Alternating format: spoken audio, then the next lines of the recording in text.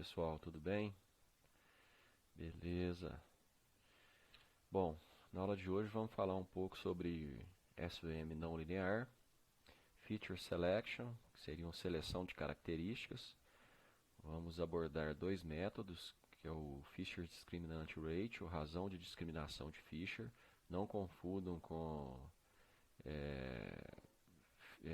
FDL, né, que seria o linear discriminante Fisher. Não é isso, é o Fisher Discriminant Ratio, razão de discriminação de Fisher. Correlação, que é o coeficiente de Pearson, bem básico. Tem um subtópico aqui, trabalho final, mas na verdade nós já conversamos sobre trabalho final, então não vou passar por ele, apesar de estar aqui no sumário. Bom, o SVM não linear. O hiperplano ótimo do SVM linear que nós já vimos, ele tinha essa cara, ó. Esse é o hiperplano básico, né, que ele é genérico para qualquer classificador, né? A gente tem o vetor, a matriz de pesos, multiplicando aqui a entrada e somando com o bias, que é o limiar. E para o SVM, essa equação aqui, ó, ela resultava nessa. Então nós tínhamos o somatório de todos os vetores de suporte. Então o I ele ia de 1 até o número de vetores de suporte. O lambda, que é o resultado do gradiente. Então aqui entram os lambdas maiores do que zero. Só os lambdas maiores do que zero representam os vetores de suporte. O y é aquele mais 1 ou menos 1, dependendo da classe dos dados. E aqui seria o produto interno. Então, o classificador SVM linear, o produto interno é x vezes x transposto. Por isso que ele é linear, não tem uma transformação não linear, é um produto interno, que é um vetor vezes o outro transposto. Tá? O que esse produto interno faz? Ele mapeia os dados de L dimensões para K dimensões, onde K é muito maior do que L. E nesse novo espaço, os dados são linearmente separáveis. Essa é a filosofia do SVM. Tá? O que o caracteriza como SVM linear é o produto interno ser linear. Só isso. Bom, no caso do SVM não linear, o produto interno ele é realizado por funções não lineares, como, por exemplo, a função polinomial, tá? A função de base radial e a tangente hiperbólica. Essas são as mais comuns, existem outras. Então, reparem que todas essas funções, se a gente olhar a matemática delas, são funções não lineares. Tá? Então, ao invés de eu colocar lá x vezes x transposto, eu vou colocar essa equação, ó, ou essa, ou essa. Isso é o que caracteriza o SVM não linear. A única mudança de um para o outro. E aí, nesse caso, a escolha desse kernel apropriado, né, se vai ser o linear, se vai ser o não linear, e se for o não linear, qual deles, é uma arte. Não dá para a gente saber qual é o melhor para um dado problema. Então é algo experimental, que a gente pega o conjunto de treinamento, vai mudando isso e vendo onde o desempenho é melhor. E lembrem-se que o kernel linear ele é muito bom. Eu já tive várias situações em que ele supera o desempenho do kernel não linear.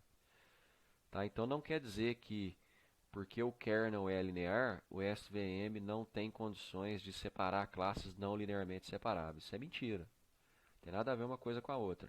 Porque o kernel linear ele também mapeia os dados para alta dimensão e também separa coisas não linearmente separáveis. Tá? Bom, e aí o problema de otimização, quando nós usamos o kernel não linear, ele passa a ser esse. A única coisa que muda é que aqui nós não vamos ter x vezes x, vamos ter o kernel, que é a função não linear, sujeita às restrições que nós já conhecemos. Né? Então tem aquele C que controla a largura da margem, né, do classificador.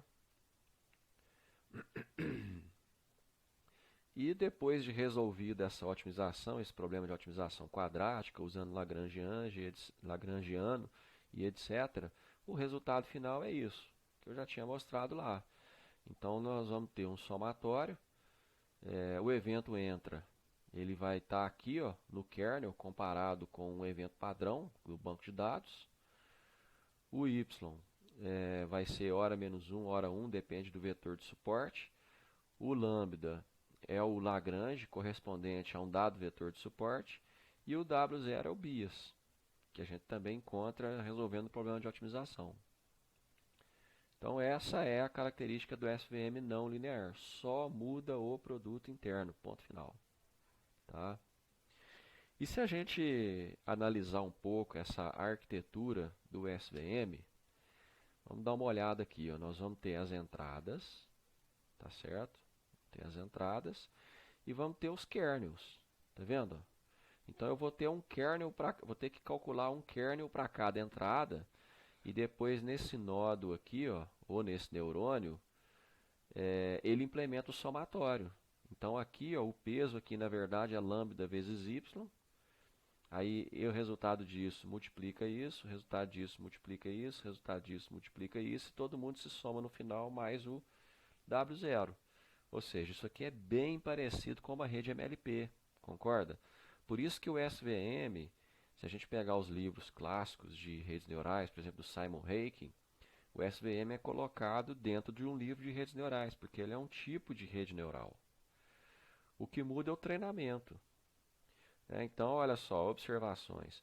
O número de nodos é determinado pelo número de vetores de suporte. Então, esses nodos aqui, ó, ou neurônios. Né? Os nodos realizam o produto interno e fazem o mapeamento do espaço de parâmetros de entrada para a alta dimensão. É exatamente o que a camada interna de uma rede MLP faz. A arquitetura é semelhante a uma rede RBF também. Tá bem parecido com uma rede RBF, porém o método é diferente. No SVM, o número de nodos são resultado da otimização. Na RBF não é bem assim. E se a tangente hiperbólica for usada como kernel, aí pronto, a arquitetura resultante é um caso especial de perceptron de duas camadas, é uma rede MLP. Tá? O processo de treinamento que é completamente diferente, ou seja, o número de nodos é resultado da otimização. Então é bem diferente o processo de treinamento. A complexidade do SVM é independente da dimensionalidade do espaço kernel e é uma complexidade alta porque envolve uma otimização, programação quadrática com o Lagrangiano. E não há regra para a escolha do kernel ideal, infelizmente. Então é pegar o conjunto de treinamento, quebrar em treino, teste e validação e brincar com isso para tentar achar qual é o kernel mais indicado para o seu problema. Tá? Bom, então sobre SVM não linear é isso, não tem segredo. Depois que já aprendemos SVM linear ou não linear, não tem segredo. Agora vamos falar um pouco sobre seleção de características. A seleção de características basicamente é o seguinte. Imagina que eu estou monitorando tensão elétrica, né, por exemplo. Então tem um sinal lá assim, ó, pá, que caracteriza um padrão. Tem outro assim, ó, que caracteriza outro padrão. Quero separar um do outro. Cada sinal desse, vamos supor que ele tem 2.000 pontos. Né? 2.000 pontos. Bom, se eu tenho 2.000 valores de tensão, eu tenho 2.000 características. Eu não sei qual pegar. Aí vamos supor que eu apliquei transformada de Fourier. E tenho lá, sei lá, 1.000. Tenho 1.000 valores de transformada de Fourier. Então quer dizer que eu tenho 1.000 características. O que eu faço com isso? 1.000 características é muito. Imagina uma rede neural com uma entrada de 1.000. Você vai ter que alocar muitos neurônios na camada intermediária, vai dar um processamento complicado, um treinamento complicado. E a rede vai demorar a aprender. E na fase operacional dela ela vai ser complexa. Então o Feature Selection é você ir lá nesse espaço de características, no exemplo que eu dei aqui, 1.000 ou 2.000, e tentar descobrir quais são as mais relevantes. O que é a mais relevante? São aquelas características que separam uma classe da outra. São as mais discriminantes. Então, eu costumo dar esse exemplo aqui. Imagina que eu quero reconhecer, eu quero separar o João do Antônio. Imagina que eles são irmãos gêmeos, são gêmeos idênticos, né? Só que o João, ele tem uma pinta aqui, ó, o Antônio não tem. Então, o que que eu faço? O que que eu faço na hora de o que que eu faço na hora de classificar, de separar um do outro? Eu não preciso pegar a face inteira, é loucura, né? Então eu vou lá na face do João, pego esse pedaço onde tem o pixel da pinta, vou na face do Antônio, pego esse pedaço onde deveria ter. E aí o meu problema passou a ser analisar essa quantidade de pixel aqui, ó. Eu não preciso analisar a face inteira. Entenderam? Então isso é feature selection. Isso é seleção de características. Tá? Então tem vários métodos para fazer isso, vários mesmo. Depois dei uma olhada nos livros de reconhecimento de padrões. Tem inúmeras maneiras, inclusive tem a maneira do especialista, por exemplo, na área médica, eu estou analisando problema cardíaco, né? O médico ele sabe quais são os variáveis, que são os sintomas mais relevantes. Essa já é uma maneira. Tá? Então tem várias maneiras de fazer isso. E eu vou ensinar para vocês aqui um método chamado de discriminante de Fisher. Um caso de duas classes. Nós já vimos o discriminante Fisher como classificador e agora vamos ver como seleção de características. A média de amostras no espaço D-dimensional da classe I é dada por isso. Então eu tenho lá 100 eventos. Então tenho aqui 1, 2, 3, até 100. Tenho 100 eventos e cada evento tem 1000 características. Então aqui tem 1000. Ó. Então eu faço a média assim, ó, por evento. Então o resultado é um vetor de 1000 características. Aliás, na verdade a média é por característica. Pega a característica 1, faça a média, característica 2, faça a média, 3, faça a média, assim por diante. Então, por característica, eu tenho um vetor de média da classe 1, um vetor de média da classe 2. Aí eu tenho as matrizes scatters, que a gente já conhece. A intraclasse, por exemplo, é aquela que eu pego os dados, subtraio a média de todos eles, multiplico um transposto pelo outro. Faço isso para a classe 1 e faço para a classe 2. Depois eu somo, tenho o SW.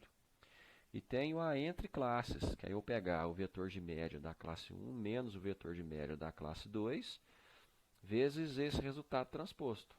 Essa é a matriz entre classes. Como é que a gente usa isso? Se a gente analisar a matriz intraclasse, vamos voltar aqui, ó. Opa, desculpa. A matriz intraclasse, que é essa daqui, ó. Quando você pega os dados e subtrai a média, é basicamente você ter o desvio padrão, concorda? O desvio padrão dos seus dados. O que é o desvio padrão? É o quanto que os seus dados variam em relação à média. Então isso é o desvio padrão. Tá?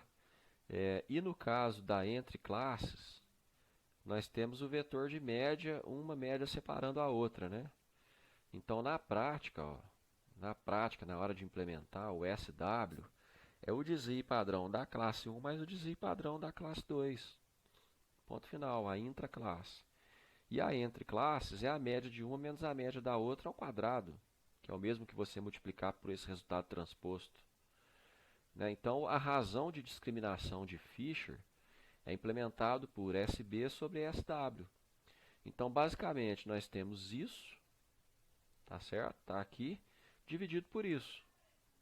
Só que esse dividido, ele é um dividido ponto a ponto. Porque, olha só, essa média é um vetor na dimensão dos dados.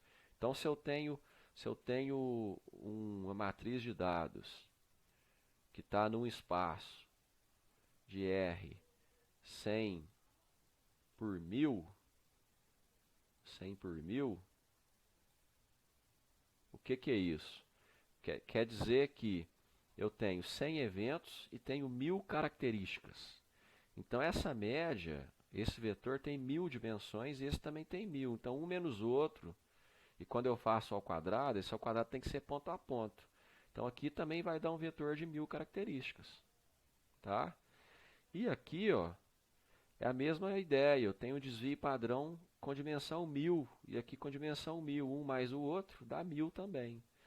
Então, quando eu divido, eu vou dividir o primeiro valor desse vetor pelo primeiro valor desse, o segundo desse pelo segundo desse, o terceiro desse pelo terceiro desse. Então, o resultado disso aqui também é 1000. Então, por isso que nós usamos o produto Hadamard para fazer essa multiplicação. Tá? Mas, basicamente, é você dividir um pelo outro. A primeira posição do vetor pela primeira posição do vetor, segunda posição pela segunda posição, e assim por diante. Tá? Então essa é a implementação do Fisher, super básica.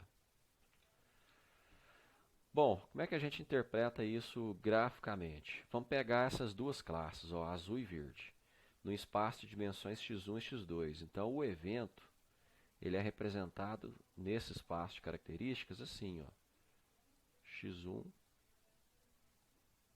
x2, ó, transposto, tá certo? Então eu tenho um espaço de dimensões de ordem 2. Na dimensão x1, olha só, se eu for escolher o x1 como variável, eu não separo nada aqui, concorda? Mas se eu escolher o x2 e botar um limiar aqui, ó, eu separo 100%. Olha só que engraçado. Então, como são duas dimensões, eu consigo enxergar, consigo fazer um plot, e eu consigo observar, sem ter que fazer conta nenhuma, que o x2 é que é a variável boa. É ela que eu tenho que usar, e a x1 eu tenho que jogar fora, porque não discrimina nada. Tá? Então o Fisher nos fala isso, porque com duas dimensões é fácil ver. Com três é mais difícil, com quatro é impossível, só a Matrix vê quatro dimensões. 4, 5, 6, 7, 8, imagina 1000. Como é que você vê? Você não vê, não dá para ver. Então o Fisher te mostra isso. Na conta dele, ele vai ter no numerador a separação das médias. Então olha só, a média na direção x1 está aqui, ó, dessa classe e dessa classe aqui, ó. Não tem separação entre elas aqui embaixo, ó. É zero. Agora na direção x2 ela é enorme, ó. Tá vendo? E o desvio padrão na direção x1 também é grande. Aliás, na direção x1 é grande e na direção x2 é pequenininho.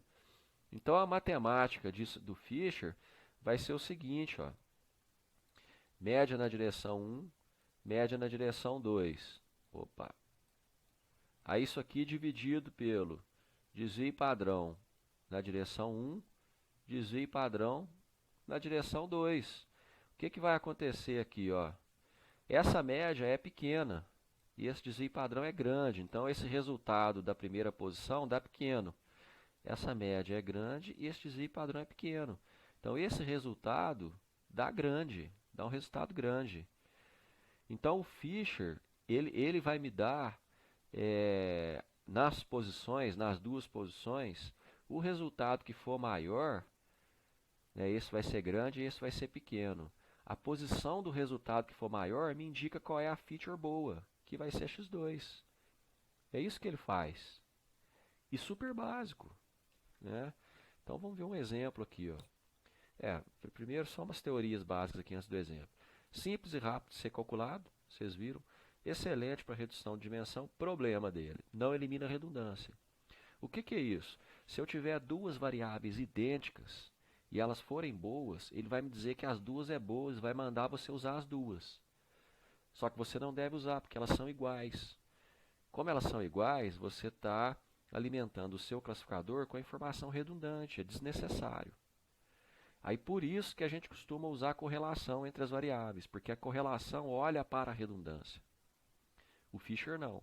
Então um caminho muito bom que eu sempre faço é combinar a razão de discriminação de Fisher com o coeficiente de Pearson, que é a correlação. O que é a correlação? É a dependência linear entre duas variáveis. Quando a dependência é alta, quer dizer que as variáveis estão dizendo a mesma coisa. Uma explica a outra. Quando a correlação é pequena, quer dizer que uma não explica a outra. Tá certo? Uma alternativa para isso, e é uma alternativa de ordem superior, porque correlação e Fisher utilizam estatística de segunda ordem, uma alternativa a isso é você usar o algoritmo genético, por exemplo, para otimizar o seu classificador ali. O algoritmo genético pode, na otimização, escolher as features melhores e em alguns momentos eliminar a redundância, apesar de que ele não garante 100% isso. Mas ele pode ser uma alternativa de ordem superior, uma alternativa mais inteligente para resolver isso, tá? Tem outras maneiras também de fazer isso. Bom, aqui nós temos um exemplo, tá? Nós temos um exemplo. Estou gerando os dados da classe 1, os dados da classe 2. Reparem que eu gerei 4 dimensões, com dados com distribuição aleatória. Aqui também, só que eu atribuí uma média. Eu desloquei um pouco a dimensão 1, desloquei um pouco a dimensão 3, para ficar diferente daqui. E na hora de construir a classe, na verdade, eu repeti a dimensão 1 aqui, ó. Então tem 5 dimensões, porque eu repeti a 1 aqui e repeti a 1 aqui. Então, de certa forma, existe redundância nos dados. Tá? Existe redundância nos dados. Aqui eu faço um plot das classes em 3 dimensões, ploto as 3 primeiras dimensões, porque eu não consigo enxergar 4 dimensões, muito menos 5. Calculo o Fisher, ó, a média da classe 1. Estou usando a variância, mas tanto faz. Variância, desvio padrão, média da classe 1, variância da classe 1, média da classe 2, variância da classe 2. Calculo o Fisher. Tá? Calculo aqui o Fisher. Então, subtrai as médias, eleva ao quadrado ponto a ponto, somo os desvios padrões ou variâncias e divido ponto a ponto. Estou plotando o Fisher aqui. E aqui, ó, eu estou plotando as classes que o Fisher está me dizendo que são as mais relevantes, para vocês enxergarem num espaço de 2 dimensões. Depois eu estou eliminando redundância com a correlação. Estou mostrando quem são as variáveis idênticas aqui, usando esse core-coef que calcula o coeficiente de Pearson no MATLAB. Tá?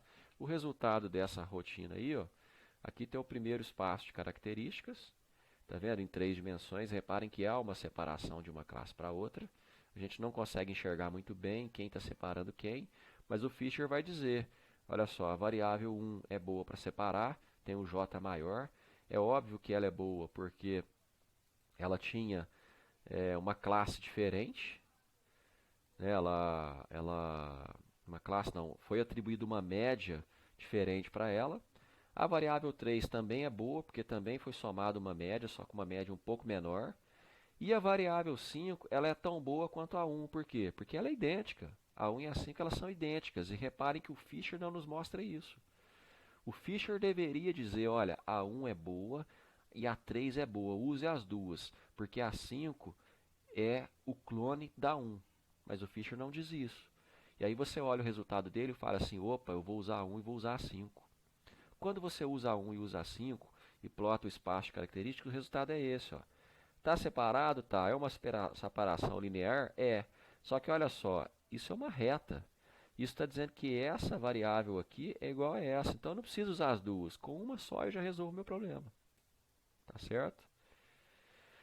E quando eu escolho A1 e A3, que é o que deveria ser feito, eu tenho essa separação aqui. Reparem que A1 separa muito mais do que A3. O A3 não separa tanto.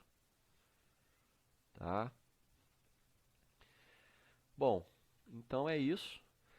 No caso da correlação, o MATLAB, quando você rodar a rotina, ele vai voltar para vocês uma matriz, que está aqui, ó, uma matriz de coeficientes. E aí o coeficiente de Pearson, ele é normalizado, de 0 a 1. 1 quer dizer dependência linear total, 0 quer dizer dependência linear zero, né? Então aqui, ó, a diagonal principal desse resultado tem que ser 1, porque é a variável com ela mesma. Fora da diagonal principal tem que ser menor que 1 o máximo possível. Então aqui, por exemplo, ó, a variável 1 com a 5, nessa posição, que é a posição linha 5, coluna 1, está dizendo que é correlação máxima. E aqui também, linha 1, coluna 5. Né? Então tá me indicando que a variável 1 e a 5 tem dependência linear grande. E a variável 1 com a 3 tem uma dependência linear razoável, mas que ainda é aceitável. Então, olhando isso aqui, eu vou identificar que a 1 e a 5 são iguais, e aí eu tenho que jogar uma das duas fora, na hora de calcular, na hora de fazer o meu classificador. Entenderam a ideia? Então, esse é o Fisher fazendo seleção de características. Tá bom? Então ficamos por aqui. Tenha uma ótima semana. Um grande abraço para vocês.